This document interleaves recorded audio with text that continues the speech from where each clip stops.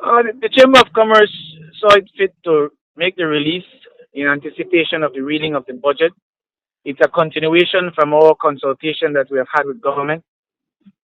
And so we felt that it was necessary to make sure we put on record for the general public to understand where the Chamber's position has been. And that is to make sure that as best as possible, government uh, is willing to listen to some of the concerns or issues that we had raised during the consultation process, and hence the reason for the press release. Are there specific concerns from the business community ahead of the reading of the or the presentation of the 2017 budget? Well, the business community has always lobbied to ensure that there is no additional taxes that will come on the shoulders of our citizenry. Certainly, we feel that there are ways to mitigate that without having to bring taxes on our citizenry.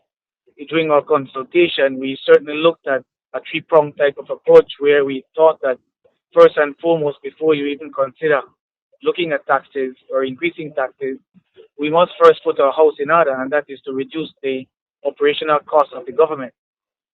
When you have a budget that is showing excess expenditures above its revenue, then it's time for us to relook at those expenditures and decide which has to be cut. Similarly, on a second prong approach, we also looked at how then, if that is not sufficient, where else in the revenue side can we increase revenues? And we feel that there can be some increase of revenues without even increasing the taxation.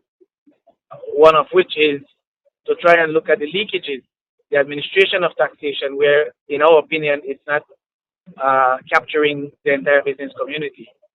And the third approach, of course, is that in doing all of that, there cannot be or there must be a stimulation of economic growth so that the business community, the environment has to be fostering so the business community can make that growth for itself. And in the end, the government reaps from that. Can you share with us, if any, the Chamber's position on the issue of the Superbond and the fact that the $26 million payment, which was due on Monday, hasn't been defrayed as yet? Well, I think the super bond is only one issue. We must bear in mind that there are much more obligations, debt obligations owed by the government. And while in this case it is super bond that we have probably defaulted, so to speak, although we have a grace period, there are other obligations that we must also look at. And so that is why we are thinking that we are of the opinion that there has to be some serious measures and the will has to be there to want to do that.